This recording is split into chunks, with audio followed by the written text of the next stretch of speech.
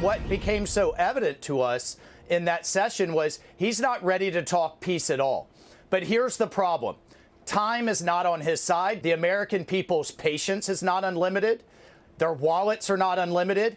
And our stockpiles and munitions are not unlimited. The president campaigned on ending this war. He was elected to end this war. He will be the peacemaker in chief. This was no ambush. This was an opportunity and a moment. Michael Waltz, last hour with Dana and me here. U.S. relations with Ukraine entering uncharted territory now as President Trump gets ready to address a joint session of Congress tomorrow night. Negotiations sure to come up.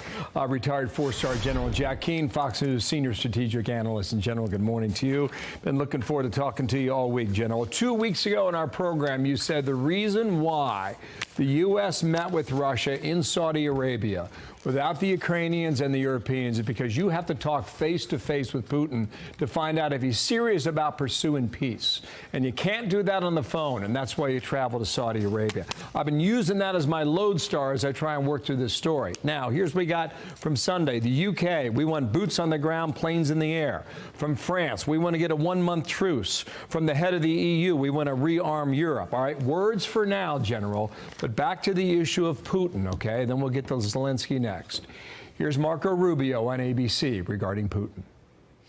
The only way it ends is if Vladimir Putin comes to a negotiating table. And right now, President Trump is the only person on earth who has any chance whatsoever of bringing him to a table to see what it is he would be willing to end the war on. Now, maybe their claims or what they want, their demands will be unreasonable. We don't know, but we have to bring him to the table. You're not going to bring him to the table if you're calling him names, if you're being antagonistic. There you go. That's the setup, General. Where are we? What do our viewers need to understand? Well, I think on Putin and an eventual peace deal, the jury's still out. We've had the second meeting, on the 28th, when the deputies met in Istanbul, Turkey. And I think, the Secretary of State, Rubio, after getting debriefed on what took place there, they're not convinced that Putin is ready to come to the table and make serious compromises. Right now, they're taking a hardline approach. Now, that is the approach they take initially in most of their negotiations. So I think we got to wait and see what takes place with Mr. Putin, and is he really willing to compromise. And when it comes to Ukraine, I do believe, even though publicly all the European leaders are obviously supporting Zelenskyy, but privately they're telling, make amends, reconcile with President Trump, sign the deal. It really is a significant step on the road to an eventual ceasefire and possibly a negotiated settlement. So I think hopefully that's what Zelenskyy takes that counsel and moves in that direction, so we can get on with testing the waters with Mr. Putin. Okay. Is he really up to this or not? Okay, fair enough. Here is Waltz now. Dana asked him whether or not Zelenskyy will be around. Watch. If there is a deal that's signed, a minerals deal, does President Trump believe it will actually be with Zelenskyy or another leader? I think what happened Friday really put that up in the air. Is Zelenskyy ready, personally, politically, to move his country towards an end to the fighting? And can he and will he make the compromises necessary? And you heard the president. Both sides are going to have to make compromises. Does both sides have the will to sit down and drive this towards peace? That's President Trump's objective. That's what he was elected to do, and that's what we're ready to do and trying to do right now. Okay, so the question I had lined up, you kind of answered it a moment ago.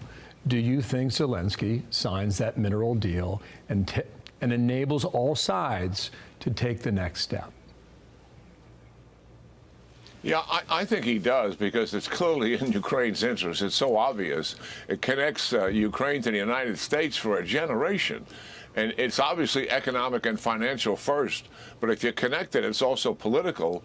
And while not stated in the deal, and Zelenskyy would have preferred to have some security guarantee stated in the deal, they're also certainly implied in the deal that if you have that kind of a connection, you're invested in the country, you're going to protect your investment. So security implications are really there. And I think, as President Trump has told Zelenskyy time and time again, I don't want to foreclose my hand by making security guarantees prior to my negotiation with Putin. Once I get a deal, the security guarantees, if you recall this, are a lot easier.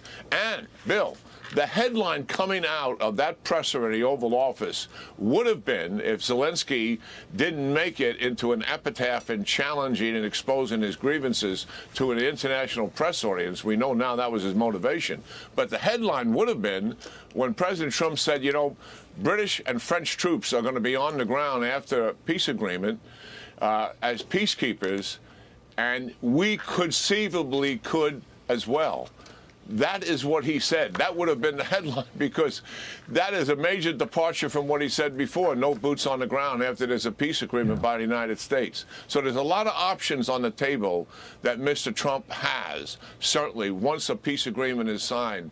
And what do we need to really do to make certain that Putin doesn't reattack again? Fair enough. And that will be decided later. General, thank you so much. Let's speak again later in the week. Jack Keane. Thanks. Yeah, great talking to you. You too, Dana.